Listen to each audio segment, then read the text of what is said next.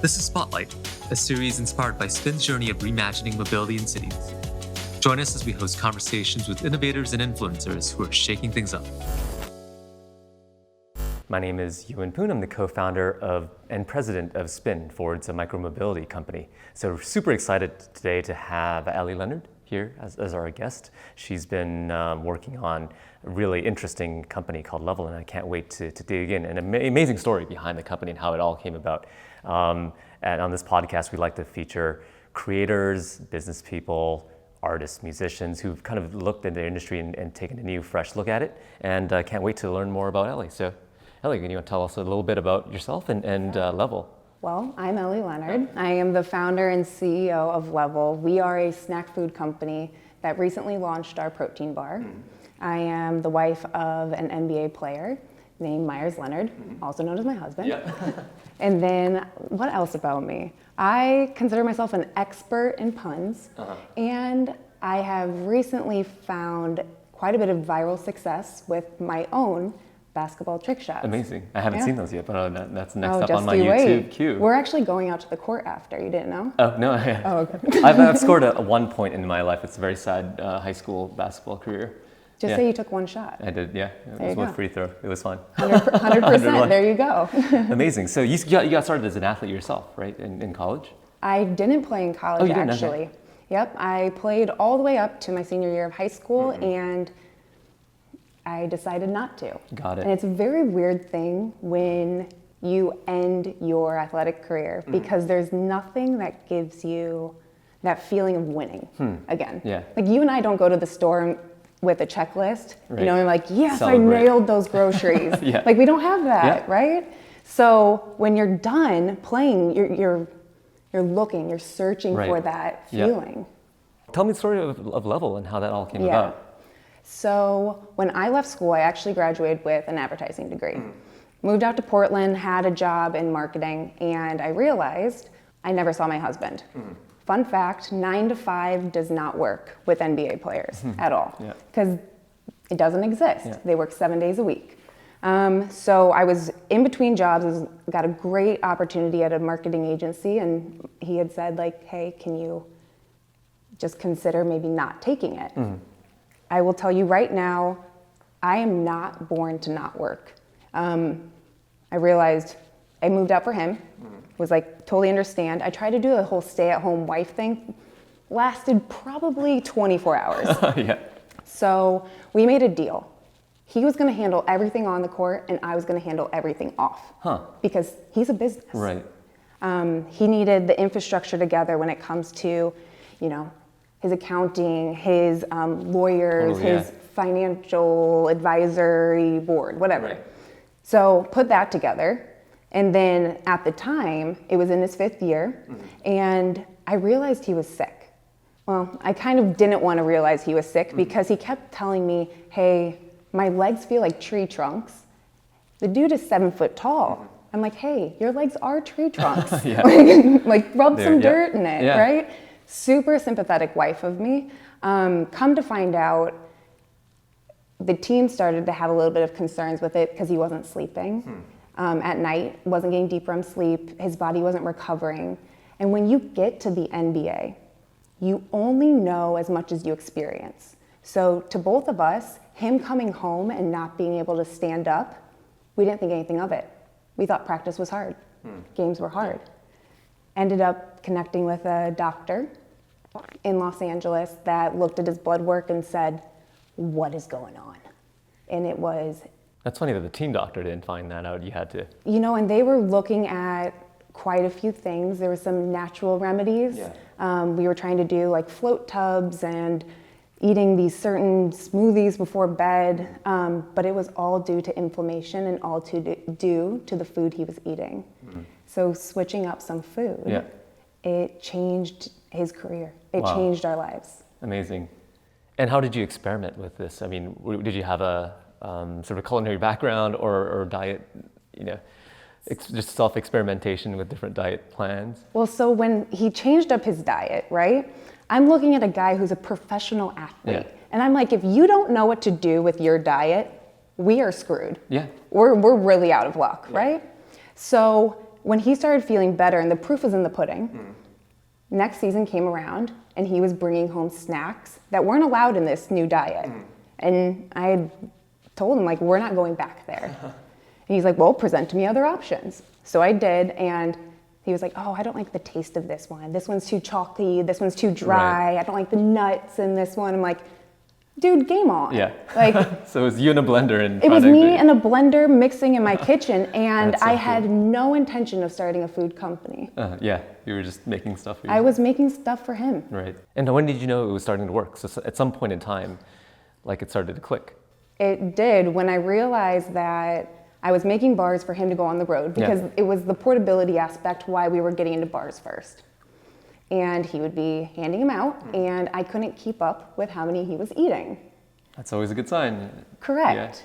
Yeah. And his probably teammates started asking for some too. Yes, and then people started asking, like, to buy them from me. Yeah. I'm like, you're not a store. I'm like, exactly.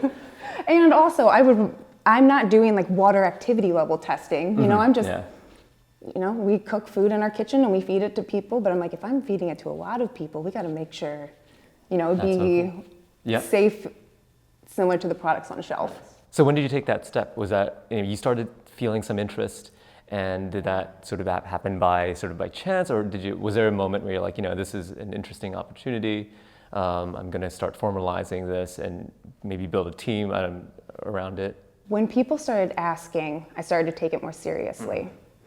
And then you get to a point when you want to actually take it seriously.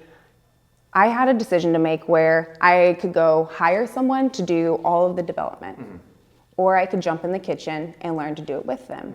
And my thing is I had not been in the CPG or consumer packaged world, goods world before. So I didn't feel that I could run a company if I didn't know my product backwards and forwards. So worked with the food scientists, got in the lab, and I started to learn with them. And that's how it really began, and we took it more seriously. That's interesting, yeah. What did you learn about nutrition? I mean, you probably dove in like really deeply in the science of food, and way beyond what you would ordinarily know. So I've always had an interest. When Meyers wasn't feeling well, and seeing him be at a loss, like, I don't know what to do. I saw him in the exact same place I was a long time ago. When I was in 8th grade, I was almost 40 pounds heavier than I was now, or than I am now. And I was in the same spot. I'm like, I want to change, and I don't know how to do it. With the blessings we have in our life, with resources of the best, this notion of healthy shouldn't be hard was something we wanted to share. Very cool. So when did you launch? When was the first? We launched in the beginning of October. We sold out half of our production run in one day. Just a few months ago. Okay. Pre-sale. Wow. First day pre-sale, sold out half, and within the week we sold the whole thing. Wow. And one of the things I would attribute to that is this process of product development. I have been very transparent about what's been going on behind the curtain. Oh, neat. Through like a YouTube channel or through social media? Through social media. Very cool. Yeah. And you've built a following sort of like this until when you're ready. And then we just saw that once people had the opportunity to try, I mean, we have a 50% returning customer rate. Wow. Like, that's crazy. Yeah. No, that's all about retention is huge and important. Did you think about doing it like a traditional way? Like you guys are focusing on D2C through e-commerce. Was that a very conscious decision? Have you looked at traditional distribution systems? We have. There's a few big retailers that I've said no to because one, I want to own the full customer experience right now. And two, it's very easy to get on shelf, but if you don't have someone coming in looking for you, you are lost in a very oversaturated market. Yeah, interesting. How are people drawn to your product? Is it based on the taste? Is it based on the brand, the mission? Is it a combination of things? Yes, definitely. Taste is a personal experience. I could tell you it tastes good, but you and I have different taste buds. Right. You need to experience it on your own. So one of the things that I think has been very successful is showing the genuine, like I just want to do right by my customers. There were so many points on the product development journey where people asked me to compromise. Cut a corner here and there, it's cheaper. Add this in, it'll bind better. Add this in, it'll taste better. And my food scientists probably really loved me because we just kept saying no. Right. We're like, nope, don't want that. Yeah. We only want these ingredients. These are like, you have to play in this lane. Right. There's no going outside these bumpers. And that's not something you normally see when you go to the big expos, right? Yeah. And you're tasting these new flavors people are launching or new products. The mediocre product category is taken care of. Yeah, there are a lot of them. I want to play in like the anomalies, like I want to play in that space. That's cool. How many bars are there now? So we launched with 3 flavors. Okay. The rule of thumb is launch with 3 or 5 only. Oh, why is that? I have not a clue, but that is when you go to start a food company, it is 3 or 5. I think because when you go to a retailer, they're going to want a minimum of 3 SKUs. Okay. We did 3 to launch because we wanted 2 on reserve. Okay. So, yeah. Very cool. Was there one particular brand, like a flavor that's standing out in the market? Can't wait to try. Yes. I will say that our best-selling flavor is actually oat cookie. But it is neck and neck with banana bread. So the reason that oat cookie is doing well right now is because it has a texture unlike any other protein bar. So one other thing we figured out, don't you know how every startup has these giant bumps in the road that you don't expect, but you just really enjoy, right? Yep. We had that bump. Okay, what was The that? first manufacturer that we ever were working with sent an email to me after 6 months of working with them and said, hey, I want to let you know that our facility doesn't actually use one of your ingredients, because when you're in the food world, it's about allergens. So we're not an egg facility. I have been working with this purchasing team, R&D. I've been testing the product. I'm like, it sounds like something else was going on. But the email said, if you want to work with us, you have to commit to 24 million units a year.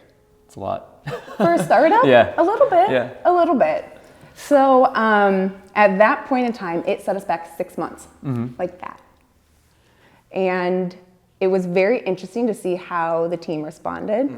But like I said, I jumped in with the food scientists on the get-go. Yeah. We knew how to make it. Right. So I had one girl ordering ingredients, I had another girl securing a commercial kitchen, and I was cold calling any manufacturer I had ever met. Huh. Did you end up swapping the ingredients, or did you swap facilities then? No, like purchasing the ingredients, we always kept the same ingredients. Okay. Because that was our clear lines. But I was touring one facility with the owner, and I thought I was making small talk. And I said, like, oh, what's your favorite protein bar? Like, that you would go to the grocery store and get. He looked at me crazy. He goes, oh, I don't eat a bar that's more than minutes old. I'm like, fair point. You have a whole facility that processes bars. It also clicked right there that when you go to the shelf and you purchase a bar, at minimum, it's 3 months old. Minimum. On average, it's 6 to 9. Come to find a manufacturer that is an absolute godsend. Right now, we're manufacturing once a month. Our bars, we can ship out when they're 5 days old. People are receiving them anywhere between 6 to 9. Wow. And when we were tasting them with our consumers, we kept wondering, they're like, oh my gosh, the texture, the flavor. We're like, yeah, imagine eating dinner that's 9 months old. Yeah. It's a completely different experience. Very cool. How are you learning about sort of this whole startup process? I mean, has it been sort of learning along the way? I mean, when I started my first company, I didn't know anything, so it was just kind of figuring out, finding the right mentors, and making a lot of trial and error along the way as well. Yeah. You know, I totally believe just because you haven't been taught it, you are still expected to learn it. And no one can teach you how to start a company other than just doing it. Yeah.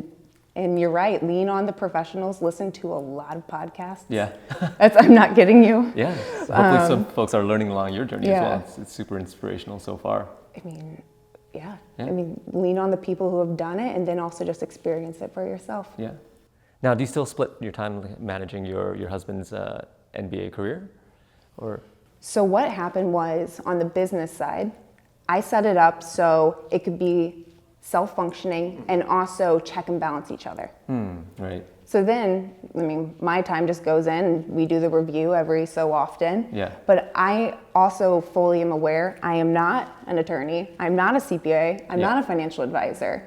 Lean on professionals, but have every professional check each other. Coordinate, yeah.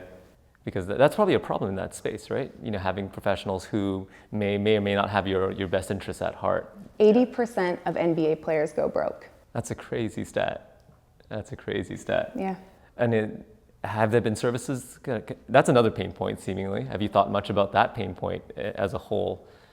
You kind of, you recognize the problem, but it seems like something that may or may not be solvable by. When I moved out from college and I was helping with these things, I was frustrated on two sides. One, that why hadn't I learned all these things in college? Like, the basics of doing your taxes, financial planning, like I get that those are all different areas, but there's a lot of general education classes you take. Yep. I would have probably been a lot better off knowing some of the life basics, right? So I was kind of not mad, but like saw improvement on that side. And then on the other side, I care about this guy deeply.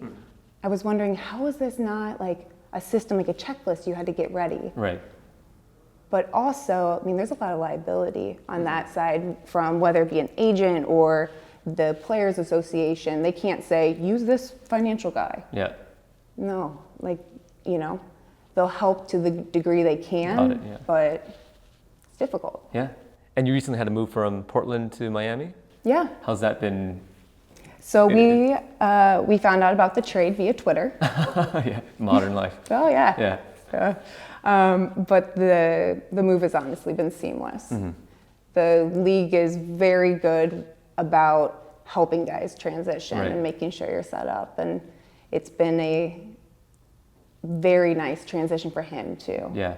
With the team. I mean, that's probably another kind of wrench that gets thrown your way every time there's, knock on wood, I don't know what movements may be coming up, but and running a business, that's pretty difficult to manage. I think that's a lot of the reason that it took, 6.5 years to really start something, because it's really easy to see obstacles, but you got to find the opportunities, If I'm like, I can never actually be planted in one place, well, find your opportunity based on what you do have access to or what you can do.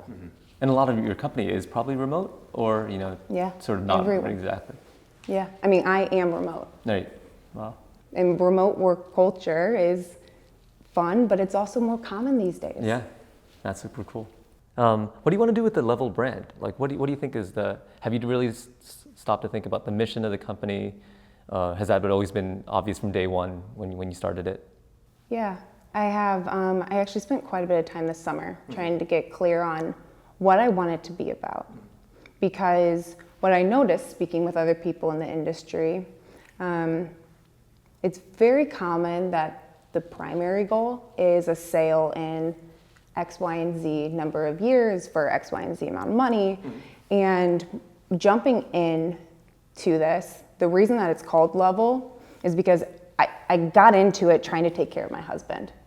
What I found in it is my purpose. So Level is Leonard and Ellie balanced. Oh, that's so cool. I did not know that. Yeah. Yeah. So where I want it to go, I want 3 things out of it. I want it to be a self-sustaining business so it doesn't compromise anything Meyers has worked hard for. 2, I want to take care of my employees. I don't know about you, but I talk to my employees more than I talk to probably even my husband, my family. Like you have a relationship with the people that you work with. So as the owner, I want to make sure that they're happy, they're challenged, they're growing, they're also succeeding, and they have that balance. Like you are married to your coworkers in a way. You really are. So that's the second thing. And then the third is I just want to make good products. And if I have the other two and I'm making good products, that is success to me. Right. So wherever that leads in the next 5, 10, 15, however many years, it will go that direction. I need those three things. Interesting. What do you think about competition in the space? I mean, you've got now a pretty deep insight into the landscape industry. In recent years, you're probably seeing a lot of young startups attacking the space, other RX Bar and other companies. Do you see more competition coming, or what's your outlook on that front? When I tell people I have a protein bar, they look at me like I'm crazy. Because it's the most oversaturated aisle market. I don't care what you want to call it. For a reason, though, right? I guess there's demand. Yeah. So when you say that, people are like, why would you do that? I mean, it was probably the same, like similar with you. Yeah, scooters are extremely competitive market, but then you still have your own lane. What about bikes too, though, bikes right? Too, yeah. When we started, people probably looked at you crazy. Yeah. And you're like, but I can do it different. Yeah. So when you're jumping into it, instead of saying, oh, I have to choose from these options, you get to say, I want this. So we start dividing, right? Yeah. You start dividing, okay, I want to get rid of whey protein. I want to get rid of protein alternatives. Okay, so now I'm playing in like the egg white collagen space. Okay, there's an egg white bar, right? Yeah. There's a few options. Well, collagen's this new trendy protein. Also, first thing it does is goes and repairs your tissues. Great for athletes. Also, targeted very heavily to women for hair, skin, and nails. Yeah. Collagen on its own, not complete. So there's collagen bars, there's egg white bars. Yeah. Put together. There was only, at the time when we started, there was no one doing it. Right now, there's one other person doing it, I believe, and I don't even think they're selling on shelf. Interesting. So when you start dividing it out, you're like, actually, there's a white space here. Yeah. Why not play? Pretty cool. What's next for the company? Are you guys on more products or? More flavors. More flavors. Definitely. And then looking at clear like product line extensions. So what your goal is as a company is looking at your ingredients and saying, how can those ingredients be used in other applications? So you can, it's optimization from a business side and it makes sense. I really want to play in the snack space primarily, but we never know. Yeah. No, super cool. Yeah, I know. Thanks so much for sharing your story. I think it's an amazing story to see how you've juggled multiple jobs, multiple hats in multiple cities, and still be able to bring a product and bring a unique differentiation in a pretty crowded space. But I can't wait to kind of start my diet on it. Yeah, I'm happy to share some with you. Very cool. Thank you so much again. Yeah, thank you. Cheers.